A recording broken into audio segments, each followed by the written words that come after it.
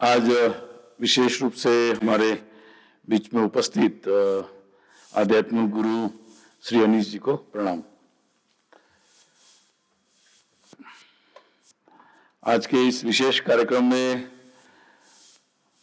सुरुचि प्रकाशन के द्वारा ये विशेष पुस्तकों का विमोचन आज हो रहा है और सुरुचि प्रकाशन के सभी राजीव जी और रजनीश जी और सभी लेखक हमारे सभी मित्र ही है, अरुण आनंद जी, अमित जी, तो सभी को बहुत बधाई।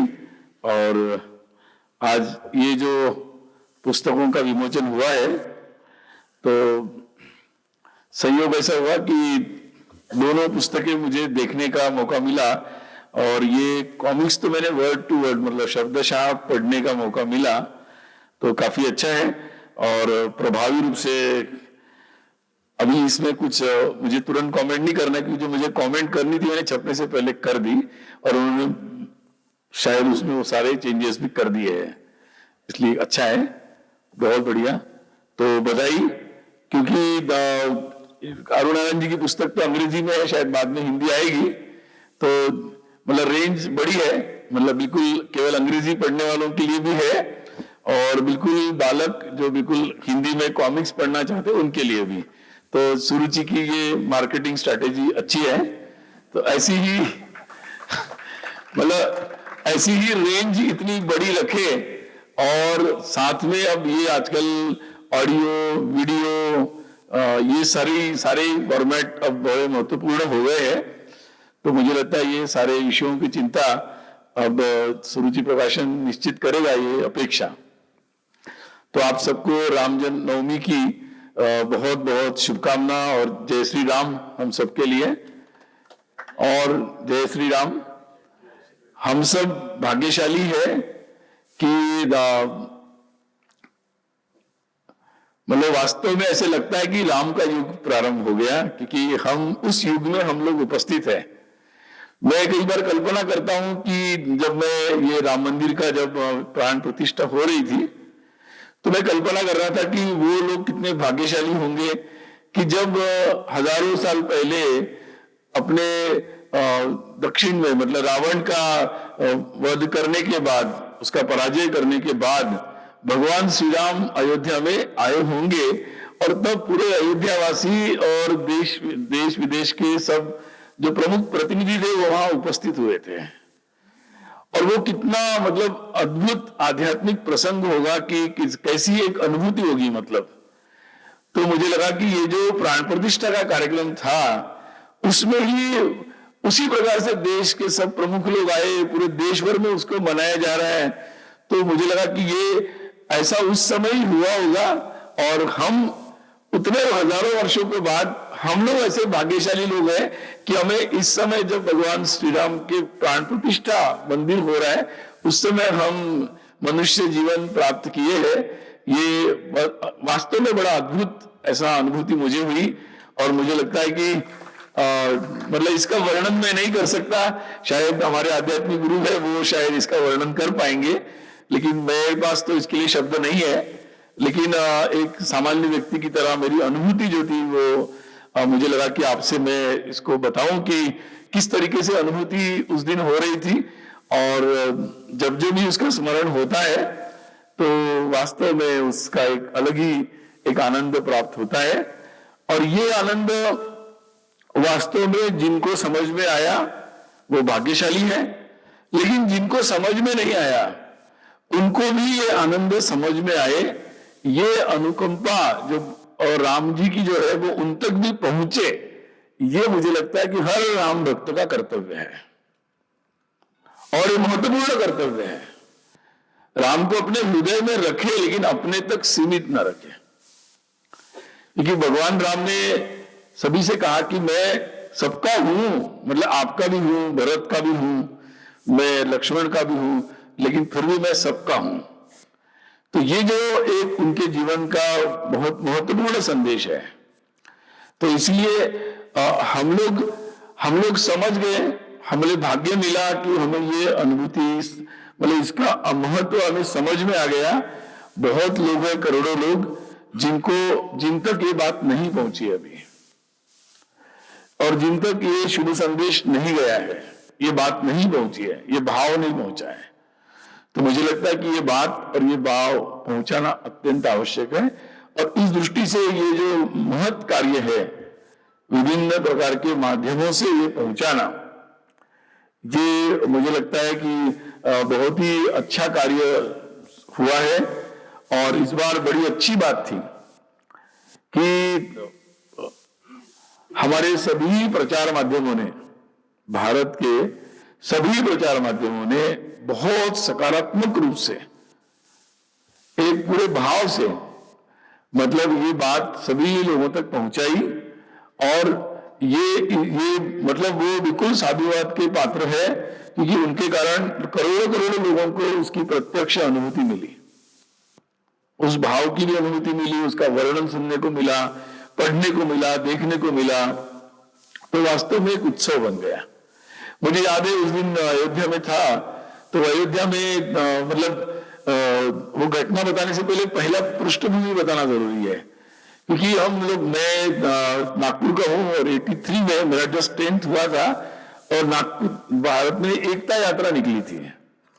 एकता यात्रा 83 में, एकता यात्रा देश के तीनों कोनों से नागपुर में आकर एकत्रित हो गई और वो पूर्ण हो गई, वहां पूर्णाहुति वहीं हो गई नागपुर में।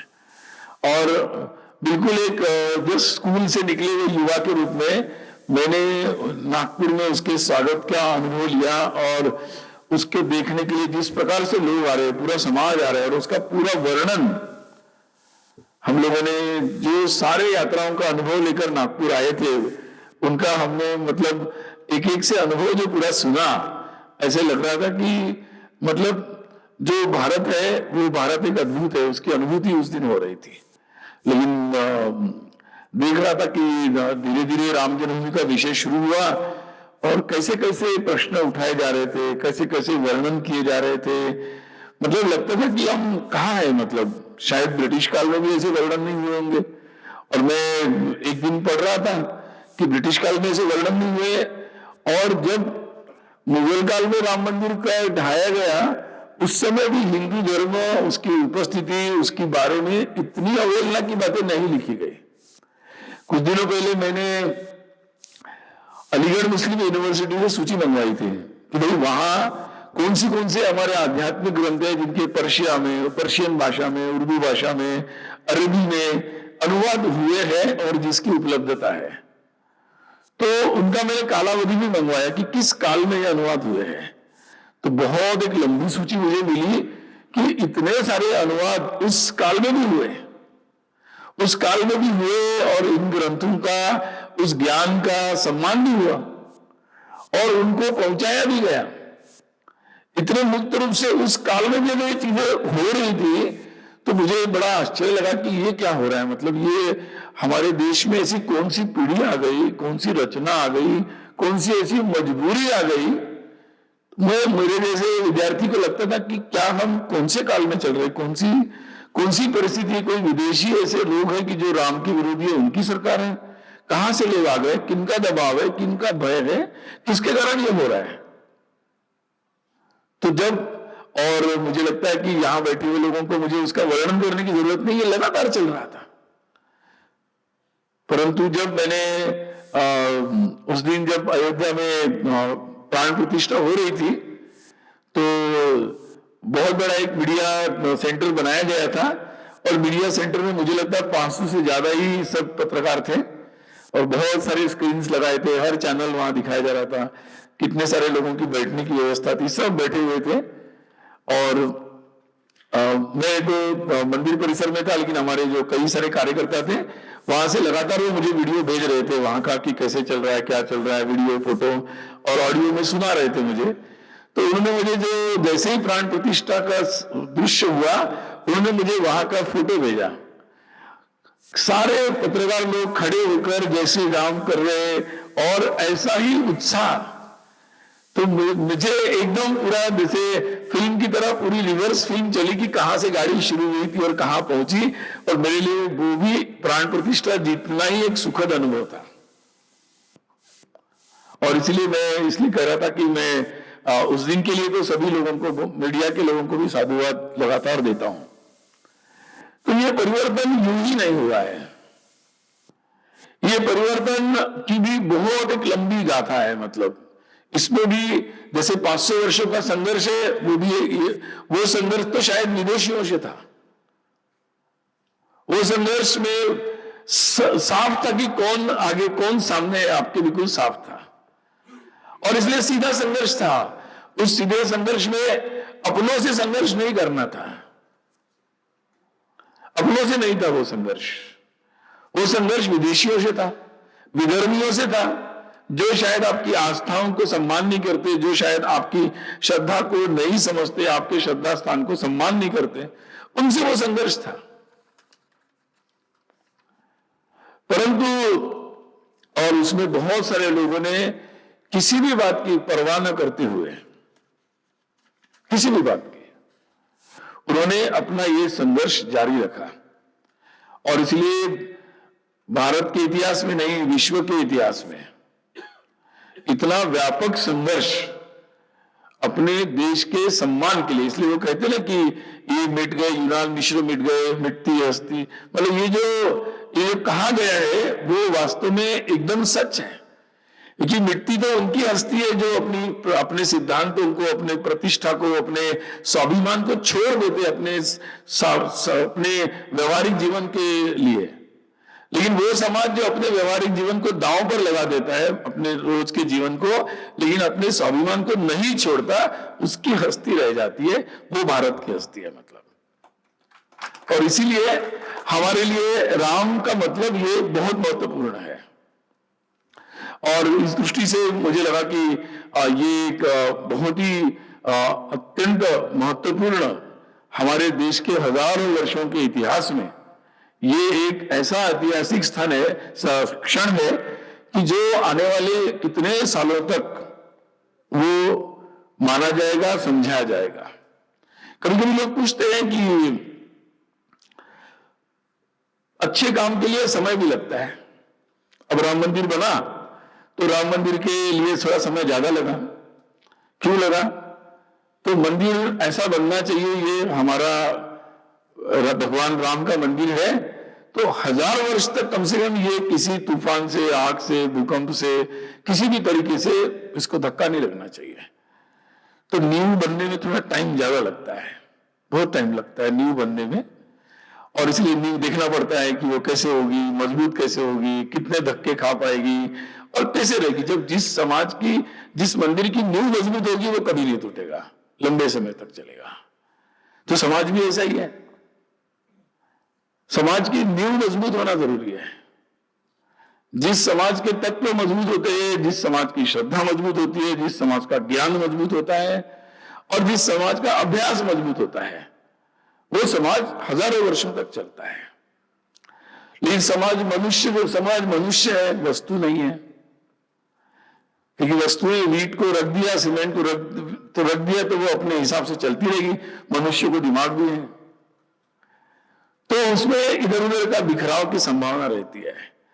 और अगर वो कई बार लोग पूछते हैं, मैं आजकल संघ की जिम्मेदारी है, तो कई लोग पूछते हैं कि भाई संघ की शताब्दी आ रही है तो संघ को 100 वर्ष क्यों लगे? मैंने कहा भाई संघ 5 साल वाले हिसाब के लिए तो संघ काम नहीं करता।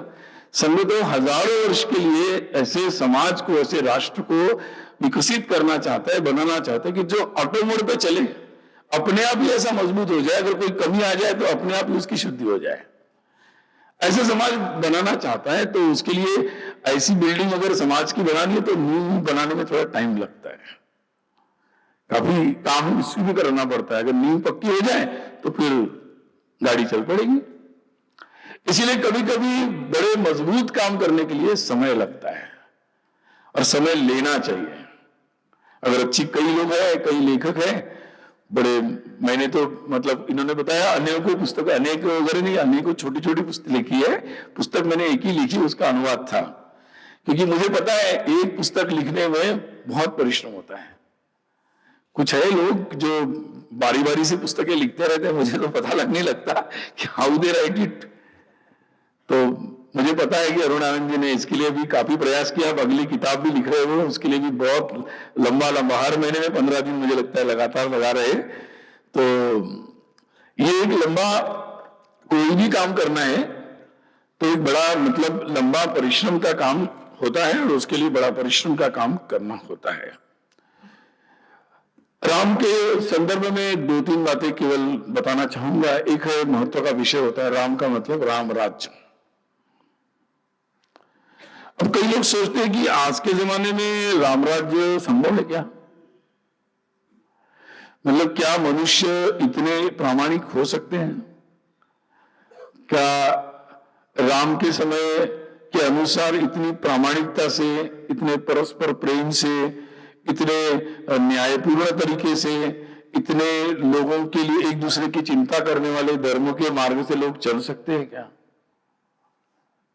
ऐसे कभी कभी लोगों के मन में तो उनको लगता है राम राज्य एक कल्पना है, मतलब जो सबने कहना है एक दूसरे को और चलते रहना है। नहीं, मैं ऐसा नहीं मानता हूं।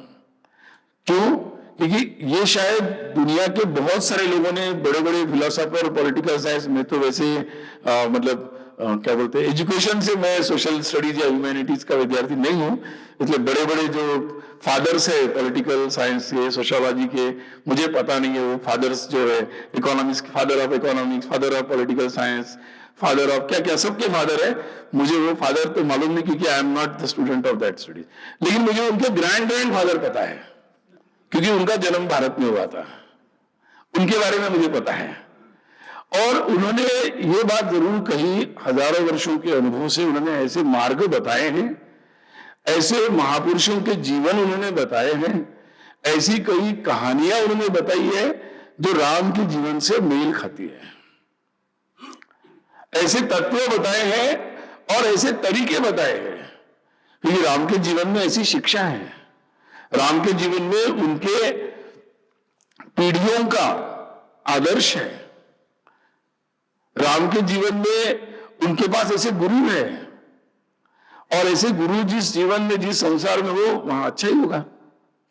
और इसलिए उसके पास राम जैसा राजा है तो अकेला राजा नहीं है, राम का भाई भरत है, वो भी वैसा ही राजा है। तो ये संभव है, परंतु ऐसा समाज बनने के लिए हमें बहुत सारे परिवर्तन करना पड़ेंगे और उसके लिए हमें तैयार होना पड़ेगा। कई बार लोग सोचते हैं कि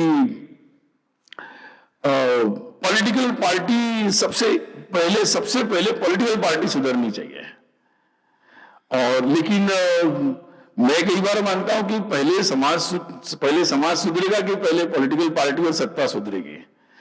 तो कई बार सामान्यता हमारे, अभी तो काफी मौसम चल रहा है, सब लोग मतलब यही रखते हैं कि सबसे पहले वहीं सुधर जाना चाहिए, सत्ता का केंद्र। लेकिन मैं इसके एग्जैक्टली उल्टा मानता हूं, और ये प्रक्रिया वास्तव में ऐसी होगी जैसे जैसे हम सुधरते जाएंगे, सो वी गेट, हमें वैसे वैसे लोग मिलते चले जाएंगे। तो ये हमारी परीक्षा है, हमारा ये मतलब वास्तव में साधना है कि हम हर समय कितनी साधना कर रहे हैं, हम किस तरीके से क्या अपेक्षा कर रहे हैं, और हम किस तरीके से उसमें पार्टिसिपेट कर रहे हैं, हमारा रोल क्या है वो इंपॉर्टेंट है। हमारा रोल जितना अच्छा होगा सो वैसे वैसे सुधरता चला जाएगा। हमारे देश में वैसे मैं देखता हूं कि आम गरीब लोग जो है, सामान्य लोग, जिनको लोग ज्यादातर लोग मानते हैं कि वो मतलब ऐसे ही किसी प्रभाव में आ जाते हैं, मैं मानता हूं कि नहीं, हमारे देश में जितने भी परिवर्तन होते हैं या जितनी भी अच्छी बातों के लिए अच्छे परिवर्तन हुए हैं, उसमें सामान्य लोगों ने किसी भी लोभ मोह में ना आकर उसमें बिल्कुल जो देश के हित में, समाज के हित में वो किया है। इसलिए हमें विश्वास रखना चाहिए कि क्योंकि वो लोग, ज्यादातर लोग अच्छे से समझते हैं कि भगवान राम, उनको राम दिखे तो वो राम के साथ खड़े, अगर राम नहीं दिखे तो किसके साथ खड़े हो जाए, ये महत्वपूर्ण प्रश्न है। तो इसीलिए मुझे लगता है कि जो विद्वत जन है, समाज के प्रबुद्ध जन है, उनकी ज्यादा भूमिका है।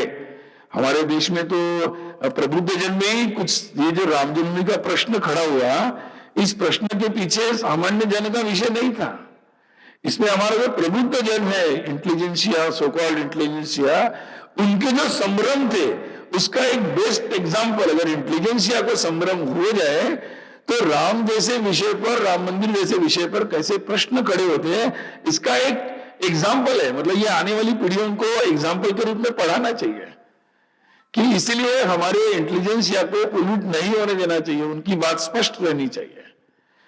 और इसलिए मुझे लगता है कि ये बात बहुत महत्वपूर्ण है। कई बातें कम्युनिकेट होनी चाहिए। मैं कई लोगों से देश में बात करता हूं, विदेशों से बात करता हूं, तो ध्यान में आया कि बहुत सारी बातें अरुण जी अभी भी कम्युनिकेट नहीं है। आज मैं शायद आपको बता भी रहा था कि बहुत सारे लोगों को ये लगता है कि मालूम ही नहीं है उनको, मतलब रोज पेपर में आता है, मीडिया में आता है, वो कहते कि वो मोदी जी आए और मोदी जी ने जमीन दे दी इसलिए मंदिर बन गया। उनको नहीं मालूम है कि कोर्ट में केस चली, कोर्ट में ये हुआ, इतना संघर्ष हुआ, इतने आर्कियोलॉजिकल एविडेंसेस आए, उसके बाद ये हुआ। तो मुझे लगता है कि ये बातें बहुत डिटेल में लोगों को कम्युनिकेट होनी चाहिए। संघर्ष अभी कोई एक पॉलिटिकल संघर्ष हुआ ऐसा लोगों को लगता है, किसी एक संस्था ने, किसी एक लोगों ने अपने सत्ता के लिए संघर्ष किया, ऐसा कई लोगों को कम्युनिकेट है ऐसा। ये अभी अभी की बात है। उनको मालूम होना चाहिए कि ये संघर्ष आपके, मेरे, सबके दादा परदादा, दादी परदादी सबने किया है। हम सब उसकी लिगेसी है हमारे पास 500 वर्षों की। और केवल अयोध्या की नहीं, ऐसे जितने भी श्रद्धा के स्थान है उन सब के लिए ऐसे संघर्ष की कहानी है। धीरे धीरे वो कहानी भी सारी समाज के सामने अच्छे से लानी पड़ेगी।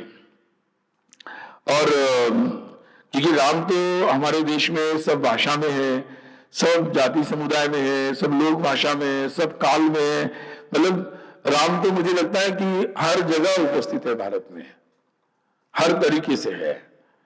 और इसीलिए आज ये हमारा जो विषय है, समाज में आजकल ये भी चर्चा होती है कि क्या हमें भूल जाना चाहिए या अपने स्वाभिमान के लिए संघर्ष करना चाहिए। अगर अनाठाई संघर्ष नहीं होना चाहिए, लेकिन जहां अस्तित्व का प्रश्न है, अस्मिता का प्रश्न है, अपने पहचान का प्रश्न है, वहां संघर्ष करना चाहिए। वहां जो संघर्ष नहीं करते वो समाज कमजोर रहता है और वो मिट भी जाता है। तो इसलिए वो संघर्ष करना चाहिए। दूसरा प्रश्न आता है कि एक ने मुझे प्रश्न पूछा कि राम मंदिर अयोध्या में बनने से, विदेशी थे, उन्होंने मुझे पूछा कि भारत में शायद राम मंदिर बनने से, मैंने कहा सभी खुश है। उन्होंने कहा नहीं, हिंदू खुश होंगे। मैंने कहा नहीं, हिंदू क्यों खुश होंगे? हिंदू क्यों खुश है? मुसलमान भी खुश होंगे। मैंने कहा मुसलमान क्यों खुश होंगे? मैंने कहा मुसलमान के रिश्तेदार है क्या बाबर? थोड़ी ना रिश्तेदार है। मैंने कहा अगर बाबर का उनका कोई रिश्ता है तो बाबर के विक्टिम है, वो कोई रिश्तेदार थोड़ी है। और जो भारत में मुसलमान है उन्होंने थोड़ी राम मंदिर तोड़ा था। तो मैंने कहा अगर गलत रिश्तेदारी कोई बनाएगा तो फिर गलत साइड में खड़ा होगा, फिर गलत सारी प्रॉब्लम खड़ी होगी। सही रिश्तेदारी समझ में आ गई तो प्रॉब्लम सॉल्व हो जाएगा। तो मैंने कहा बहुत सारे लोगों को खुश है, बहुत लोग, क्योंकि रिश्तेदारी समझ में आ गई है कि रिश्तेदारी हमारी है कहां। तो ये बहुत सारे ऐसे विषय है जो समझाने पड़ेंगे लोगों को। और एक विषय है, जैसे कई लोगों ने कहा कि भाई कि मतलब ये जो मंदिर है, मतलब ये जो बातें हैं, तो इसमें उन लोगों को पता नहीं है कि कोर्ट में रिजल्ट हुआ, रिजल्ट के बाद ये रिजल्ट हुआ, रिजल्ट के बाद मुसलमानों के पक्ष जो थे उनको भी जमीन दी गई और उन्होंने जमीन स्वीकारी और वहां उन्होंने उसके लिए उसका अपना कार्य भी प्रारंभ किया। तो ये बातें देश को और दुनिया को भी कम्युनिकेट होनी चाहिए। क्योंकि मैंने देखा भारत के मीडिया ने तो बहुत अच्छा काम किया, परंतु कुछ पश्चिम में भी कुछ ऐसे मीडिया के सूत्र हैं कि जिन्होंने अभी भी लिखा है कि भाई ये उनको शायद पूरा रिसर्च वगैरह करते नहीं है वो, शायद इसलिए कुछ उन्होंने आधी अधूरी जानकारी दी। तो ये पूरे दुनिया को खड़े होकर बताना पड़ेगा कि भारत क्या है, भारत की परंपरा क्या है, भारत का राम से क्या संबंध है, राम मंदिर क्या है, उसका महत्व क्या है और कैसे ये इससे सभी को खुश होना चाहिए। मैं कई लोगों को कहता हूं कि आप लोग तो ये खुश होना चाहिए कि इतने शांति से और अच्छे से ऐसे कई सारे प्रश्नों का आने वाले समय में समाधान होगा। और पड़ोसी देशों से थोड़ी ना हम सीखेंगे कि मतलब आपस में झगड़ा किया जाए। तो नए समय की नई बातें हैं और मुझे लगता है रास्ते निकलेंगे। लेकिन जो देश में जो भारत का हजारों वर्षों का इतिहास है, उसका जो स्वाभिमान है, उसके साथ स्पष्ट शुद्ध बुद्धि से समाज अगर इस बात समझता है और खड़ा होता है, तो फिर सारे लोग उस राष्ट्र के उस प्रामाणिक भाव से, उसकी राष्ट्र निष्ठा के साथ खड़े होते हैं और वो राष्ट्र आगे बढ़ता है। तो यही भारत का भूतकाल था। वर्तमान में कुछ आगे पीछे हुआ होगा, परंतु भविष्य काल भी अच्छा वैसा ही भविष्य काल है। तो इस दृष्टि से आज मुझे लगता है कि राम जी की हम पर कृपा है। रामनवमी के दिन पर हम सब लोग ऐसे पुस्तकों के विमोचन करने के लिए एकत्रित हुए हैं। आपको पुनः एक बार रामनवमी की शुभकामनाएं।